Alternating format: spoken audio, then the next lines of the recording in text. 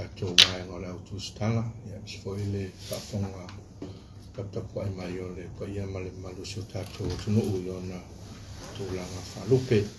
Aftai mo nei a wanoa, i o tātou nau, i a wafo ia ne mani nonga fo i o nisi o mta upu, e anga i tātou whai ngā whiwhiringa le atunu upu, o le whai ngā pālota le atunu, pe i o na mai a tunei o na tuina mai, no na whai unga no ia i o na iai le mai asu tona i atu, ia whakasi ai male lenga le ao le mano, e whamautu ai, ia le, pa ia male malo i lato, ia o whiwhilia, tu sai male whai ngā pālota le atunu upu, pe i o na tuai,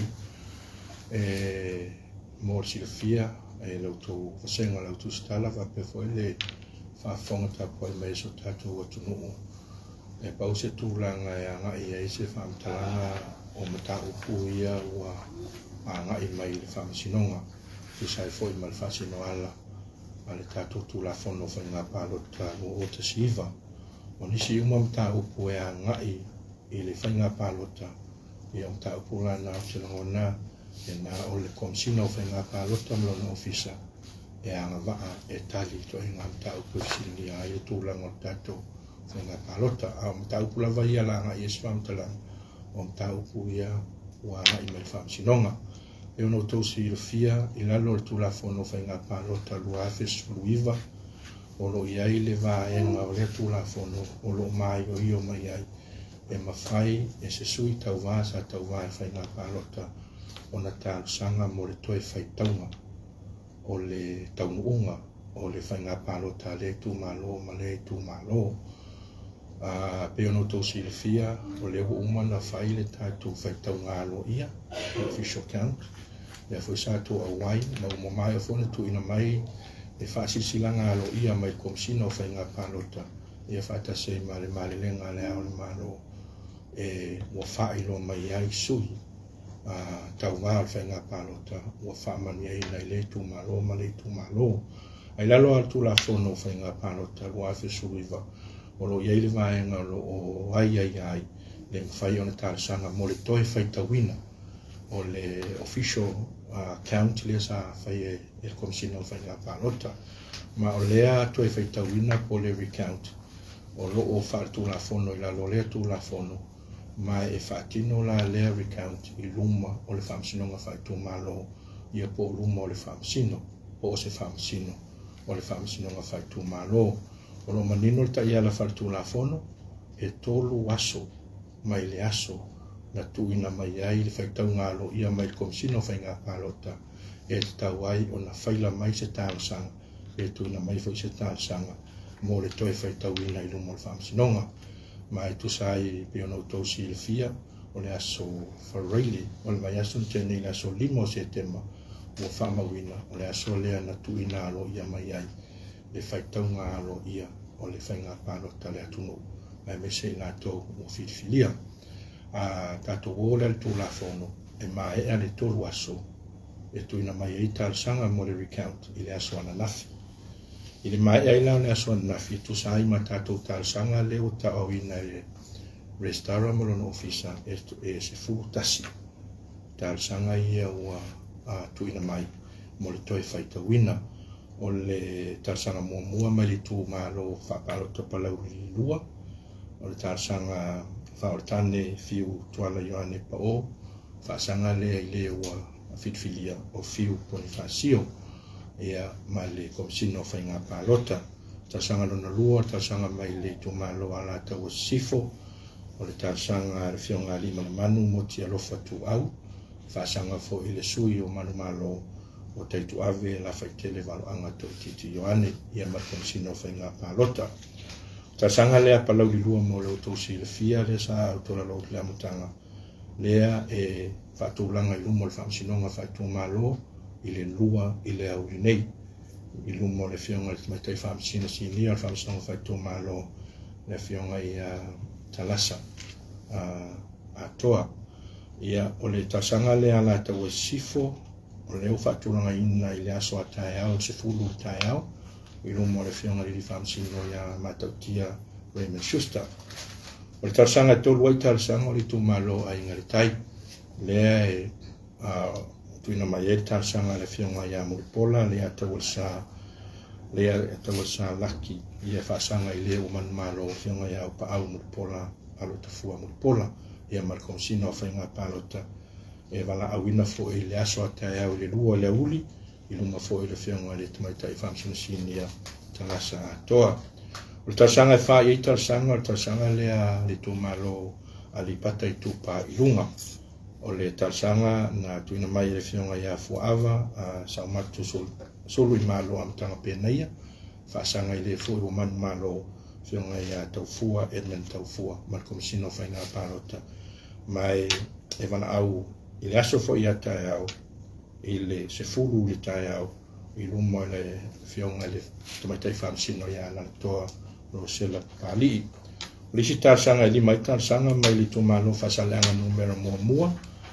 O le tarsanga le tofa ia pipi pau i te vitata riu, sinapati. Whaasanga i le ua manumalo mai, fionga ia le tinganga amtawha i la wina inga, markomsino whainga palota.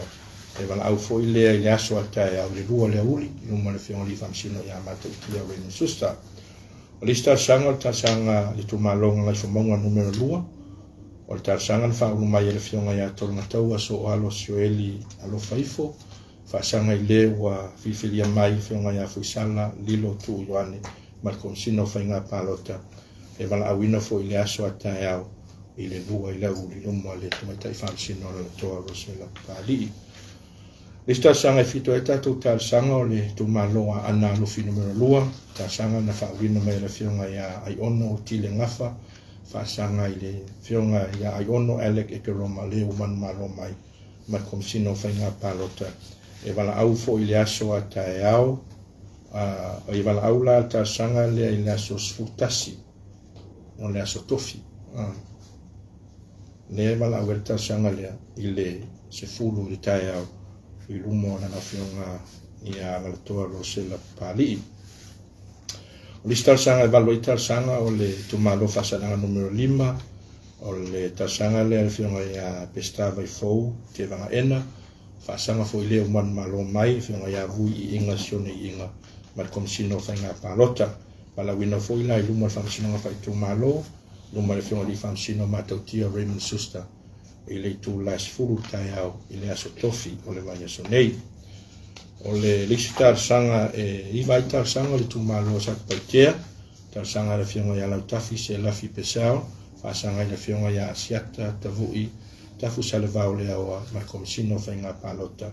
E wala wina fo i le aso tofi se furu tai au i lumo le fionga tamaitai whamsino ia la toa Rosela Pali.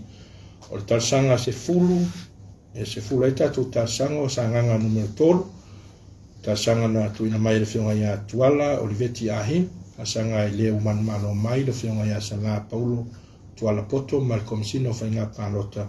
E wala wina fo i le aso tofi fulu tai au i luma le fionga tumatai whamsino ia talasa atoa. Ia maltasanga muli sfurtasi ia tatou tarsanga.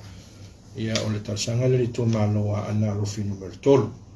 Ale fa mai le fionga ia ni apu ai o faiva fa au i lua ia tau sa fa sanga i le uman malo mai fionga ia nga seata tanwasa vale lio tanwasa peto ia markomsino whainga palota e wala wina fo i le mta upu ia stofi nei i lumo le fionga le li whamsino ia matautia Raymond Susta i li tu lai rua i la huli ia o tatou tarsanga na leo tu ina mai i le tapu mia i o aso e tolu. Tauntu ina mai e tatou tarsanga fo mo le toe whaitawina. Ai au fo no tau si ilfia le taupa ia o vaenga tu stala. Ia e manino atu la fono ia i la tau e ta tau na awai. I to tonu le potu whamasino o lo whaatino ina ai ia le recount. O lalo tu la fono, pe no to silfia tu la fono whainga palota lua fe suwilo alo maio yo ai. E na o le whaamsino, o le sa whai le aso ma le taimi e whaatulanga ina. Ia poso na sui, e a whirangalo i ai le whaamsino. Whaatasi ai ma le komesina o whainga palota. Whaatasi ai ma le sui po le scrutinia, o le whailotusi. le sui tau maa lea tāsanga mai, ia ma le sui tau maa lea e whaasanga i le tāsanga. E paua i o i la tau le whaatanga mai lalo tū la fono, e mātou te whaamarulu e te fo i le sengo tātou tūstala. Te longona ni te ua inisi, te ua whesilingia, pe ese mafuanga le talia i nei tātou tūstala. Ia e fono tō sila fia tūlanga li nei tā ua le tūte o tō a fionga le sengo tūstala i le whaailoa ina, e mise lava le taun unga tātou whainga pārota. Ia awanoa tia la ulo tai mantawai. Iwi fo se mātou nau e au wairo tō pa ia teimi e whaatino ai lea tūlanga alo ia whaatūla fono. Ia leise mea mātou te mawhai. O i lava u whaatanga mai lalo tū la fono. Ia pau fo i leo i lato e mawhai o na au wai. Au le proses molo tō sila fia, e leo se proses whaamasinonga. O le proses a ia, o e tutusa ma le proses le sa tō muli mawina, i le whainga o le official count. E tutusa le leia ma le proses, le la whaatino fo tono le tatou whaamasinonga whai tō malo. So it's not a normal court process, e through le mention, whaasola le hearing, se o langa na laule unga whaamasinonga, e lea i e leo se proses na e whaongaina. Ai paulava le tūlanga, a fio mai le official whainga pālota, whai la tō whai tau ngalo ia, wai toi mai umata tō pusa pālota, wa uma fui wha maunga na alo ia e teimi na whai whai tau ngalo ia, wha maunga umana e au mai luma le whamasino, whai eila ia o le toi whai tau ina, e toi whai tau a toa le tau muunga le whainga pālota nai tō malo. Ia whai e mai a e le whai taunga, mori mawina fo i le fionga le whamasino le a wai, e tō mau pea, le whaitaunga alo ia sa iai i le vaiason tōna i nei. Ia na whaamautu rola i o le nā whaitaunga alo ia. Ai a saua iei se swinga. O iei se swinga i le whaitaunga alo ia ma se swinga wa mai tauina i luma le tātou le toi whaitaunga i luma le whaamsinonga. Ia na whapena fuilia na mai se polo inga le whaamsinonga. E lua ama e ngai anga i ni swinga. O le sui o whaino mera. Ai tō maua i la tō na manu malo mai. O le lona lua. Sui whaino mera. Sui ma le tangata ua manu malo mai. O ai lava la whapeanga e sui le tangata ua i le recount, mai a e ua suia le tangata sa manu malo mai. Ma ua whaamaunia alo ia fo i lumo le whaamsinonga. O le tuinatu lo leo le polo inga le whaamsinonga whai tō malo i le komisino whai ngā palota. E mo lea suinga. Ia ma whapea ina toi longo le ao le malo ina ia whaamautu, whaamausali le suinga. O le ao o iei le recount. Ia pe o se talatu le nai tūlanga o le toi whaitaunga alo ia. O le toi whaitaunga, nata toi whaitaunga, a le toi whaitaunga i luma o le whamsinonga whaituma alo. O la fwoi manino i le lo tūla whono, e tōru aso mai le aso na whaila mai i le tānsanga. Tau ina whaatino lo ngā ruenga le whamsinonga. O lo winga na le whamtalanga, e tatau o na maua uma i ungo recounts. Ai le o le aso lea ua au mai ai le marilenga lea o le malo. E whai ai le ua i tawa whianga le tātou parimene sulvata. Le la whai le aso lua le vai aso fau. No winga la e tau na maua umas mi whai ungo tātou recounts. Ai le mai asa nei vai aso mo le tō se fia. Ia o le vaenga mua le nā ia tātou i le toi whai taunga le ua hai mai lumo le whamsinong whai tū malo. Risi vaenga tāua molo tō sila fia o tātou tārsanga po tātou electoral petitions ia o fua e whaila mai i o tātou whamsinonga o whainga pālota. Ma tō fo tātou whamsinonga o whainga pālota e lalo o le whaamalu a le whamsinonga maurunga po le Supreme Court. O a umala tātou tārsanga e a ngai i le lui ai se whaiunga o le whainga pālota e a ngai umala le whamsinonga maurunga. Salo foi o leo o mana faso atu lo tō pa ia le taiala whare tūla fono po le practice direction le sa tu ina mai e le fionga i whamsina sili e le aso whaa se te marua o lua lima o nā leo wha manino mai ai e le fionga i whamsina sili se taiala whare tūla fono e muri ta ia e tu sai mata sanga o le atu ina mai i luma le whamsina ngā maurunga o pe fion sili fia o le taiala whare tūla fono o lo multa ia lava le fasino ala lo mai tātou tūla fono whainga pālota. No a fesu iwa manisio tūla fono e feso tai ma le tūla fono whainga pālota. Ia whatasi ei ma tūla fono masani lava le whamsinonga.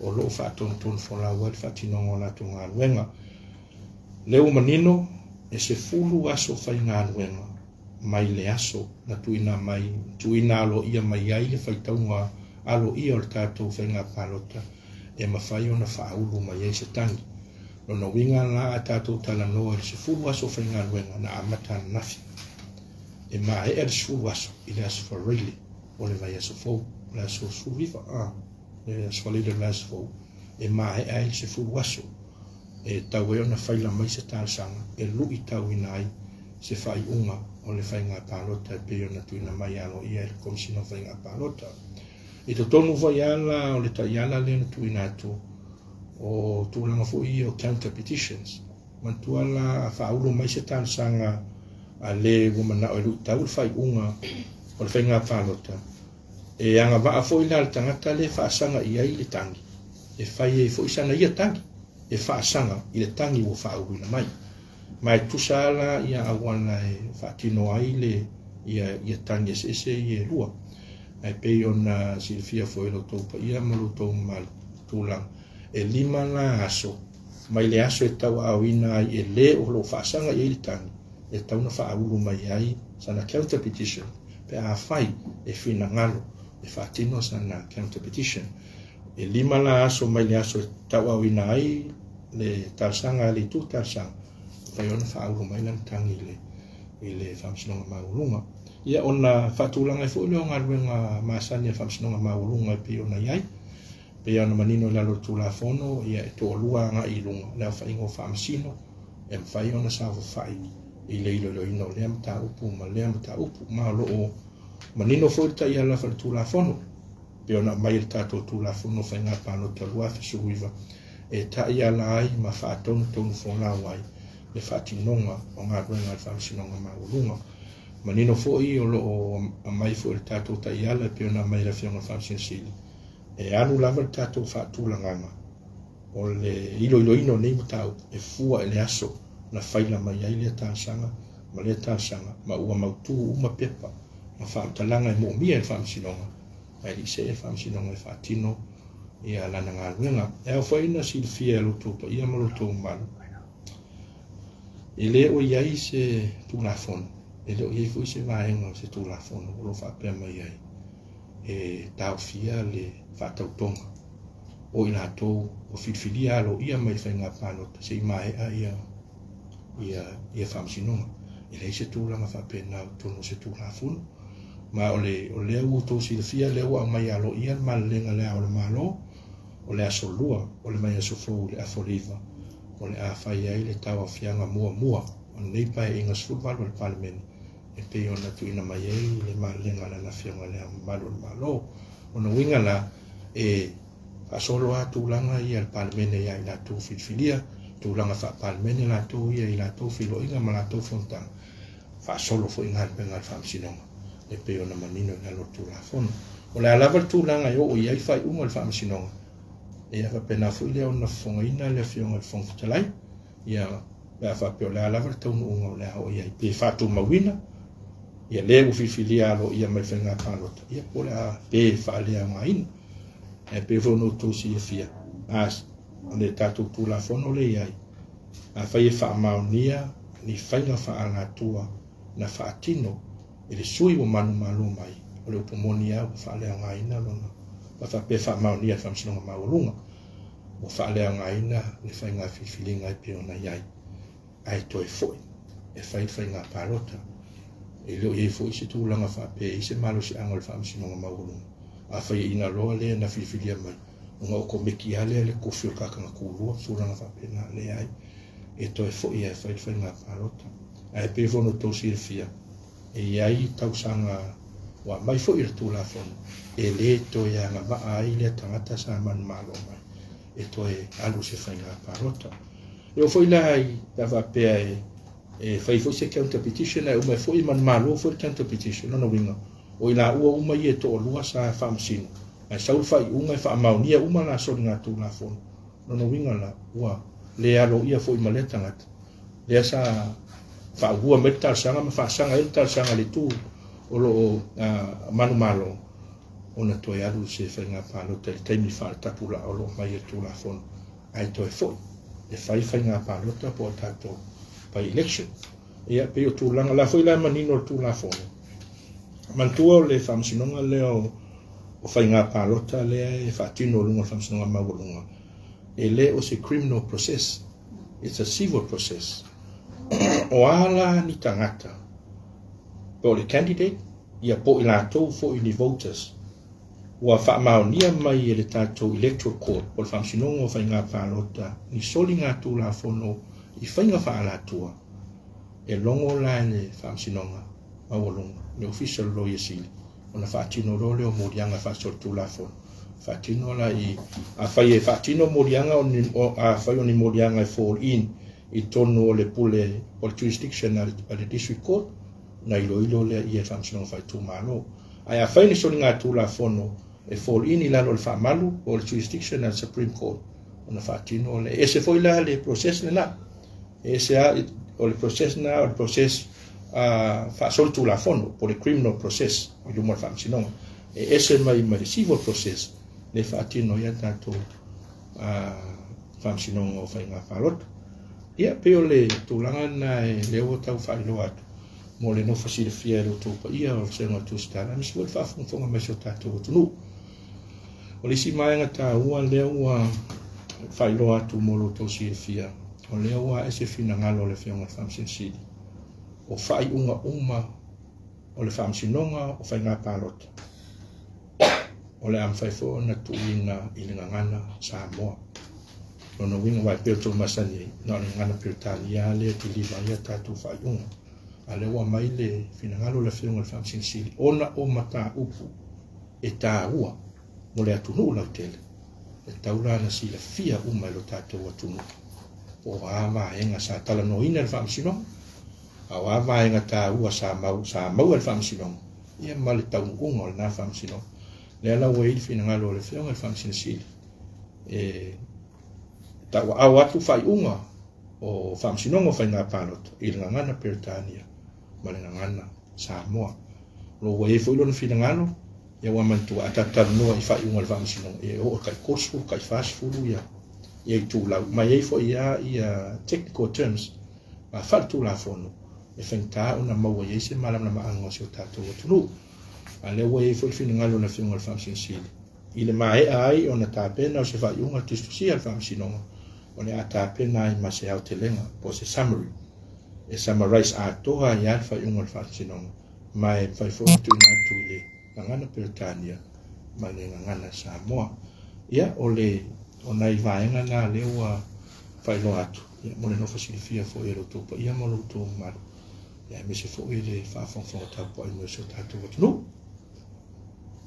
ia tu atu pe e ni fasilia lau tō senga